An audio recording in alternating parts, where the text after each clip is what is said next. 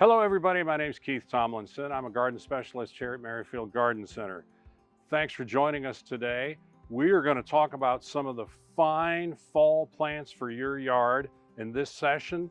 And it's sort of amazing when you come down here to the nursery, any of the three sites, and you will see an extraordinary selection of plants for your yard. Today we'll really focus on some of the best fall plants.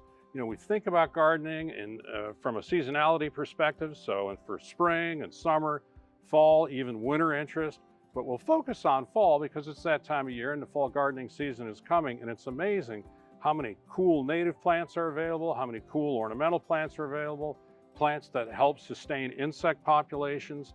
So we'll take a look at those today with my colleague, Caitlin Ackerman, and then we'll discuss a little bit more of the detail. Caitlin, thanks a bunch for coming out today and bringing all these incredible plants. As you know, I'm sort of a fan of the Aster family, and I see that you brought some really beautiful chrysanthemums. So what's your advice on those for this time of year? So chrysanthemums are a go-to fall favorite. What you're going to want to do is buy the ones that are more covered in buds than flowers. That way you can extend the amount of time that you're enjoying them. They're usually in bloom for about 4 weeks.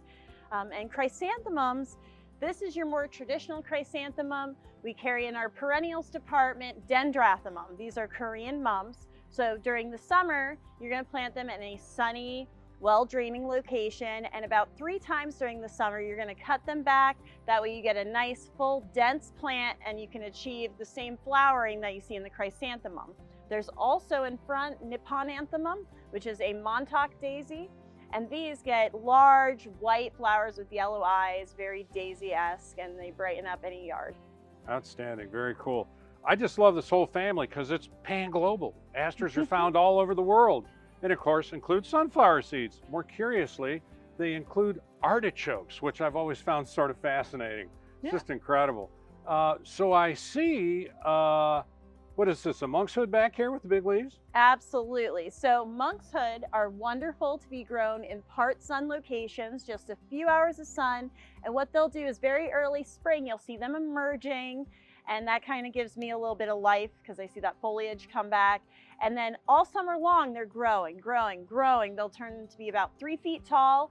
And then at the very peak part of fall, you'll see these big, beautiful purpley blue flowers, and they're truly stunning. They're also toxic, so the deer are not going to graze on them. Yeah, entirely deer-proof. I was just botanizing out in the high Sierras in Yosemite, and I came across some really incredible monkshood, and I was just fascinating plant. So I also see that we have a really beautiful grass here. Tell us a little about that. So this grass is Pennisetum albicurides. I cannot think fall without thinking of my grasses. Grasses add this beautiful, lovely texture. They flow in the breeze, and they also help contribute to our ecosystem. So this grass is Pennisetum albicurides. Millet, which you'll often see in fall, is Pennisetum glaucum. Both have these huge, thick inflorescence or seed heads that the birds love to feed off of. And this cultivar is redhead, so she's one of my favorites for personal reasons. Really beautiful. Yeah. And is this the biggest size now? So 2.5 feet or so? They're going to get much taller. Oh, okay. They'll be about 3, sometimes 4 feet tall, your Pennisetums. Outstanding. So I'm a little confused by this one plant. I want to say it's a milkweed, but I don't think it is. Tell us about this. So that is Helianthus salictifolius, and Helianthus, Heli means sun. So this is your perennial sunflower. They get very tall, beautiful, delicate foliage on them. And then in the middle of fall, you're going to see these clusters about this size, bright yellow flowers. They're sure to cheer you up as you're heading out to go pick apples or your regular fall activities. They're just a beautiful, bright yellow, cheery plant to have in your flower bed and add color at the end of the season. And I love the genus Helianthus. I love that name. So you do have one of my favorite native plants with you today, the orange butterfly weed. Tell us about that. So Asclepias tuberosa, or butterfly weed, is it's a go-to when you're trying to improve the ecosystem and the environment, and that's because it's a host plant for monarch butterflies. What they'll do is they'll feed from the nectar, they'll lay their eggs under the leaf side, and when the caterpillars emerge, they exclusively eat Asclepias. So you've got Asclepias tuberosa as well as your swamp milkweeds, all of which are going to be a very valuable food source for caterpillars.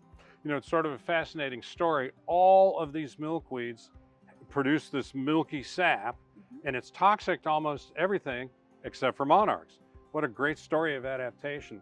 And you know, when you look at the milkweed and also the grasses, there are two plants that are really helping local insect and bird populations. Something you always want to do when you're planting your yard is think about that balance between ornamentals and natives to make it ecologically really, really rich.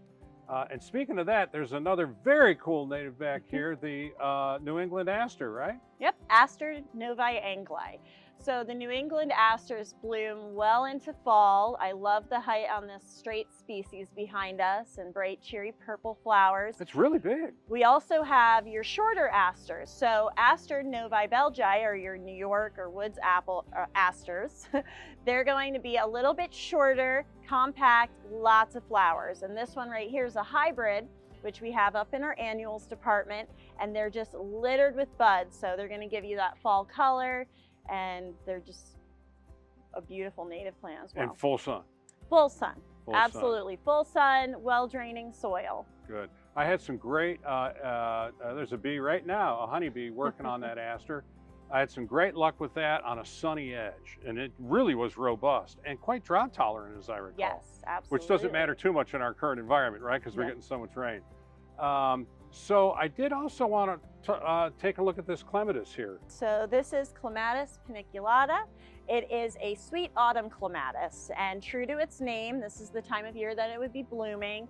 And they have these gorgeous little yellow flowers. It looks like it's raining blossoms when they're growing on a trellis or on someone's fence. And of course, a good climber. And then this will get bigger over time. Oh, they'll get very large. Okay, it's not uncommon to see them sprawling over a 6-foot space. Very cool. So I see these beautiful little blue guys and the little pinkish guys here. These are Caryopteris? Correct. So we're more familiar with the blue Caryopteris right there. This is a gorgeous pink cultivar. They have clusters of flowers that appear late summer, early fall. And one of the things I really appreciate about these plants is the length of the bloom period. So you're looking at anywhere from 4 to a mature plant, 8 weeks of flowers. And wow. The bees love it, so do the butterflies. That's outstanding. So I also see that you have this beautiful red sedum, one of my faves. Likewise. So sedum, there's a lot of different varieties. This happens to be one of the taller fall blooming sedums. Her name's Class Act, and she certainly is with all those beautiful red flowers. And they're great for drought-tolerant plantings. They have these thick, waxy leaves, and they're considered a succulent. Very cool. You know, we have a couple of native sedums right in our local flora, right out of Great Falls, out in Shenandoah. And one thing I love about them is that they will grow in these sunny greenstone locations up in Shenandoah National Park. And they have these beautiful compact flowers, which are very, very popular for pollinators. So what a great selection of plants this morning, Caitlin. I really appreciate you coming out and chatting with me. And there's a lot to learn. We'd recommend any of these. Friends, thanks so much for joining us today and looking at just this one patch of incredible diversity in the nursery. And I want to thank Caitlin as well, who's somebody I go to all the time to find out more and more and more about the amazing perennials here.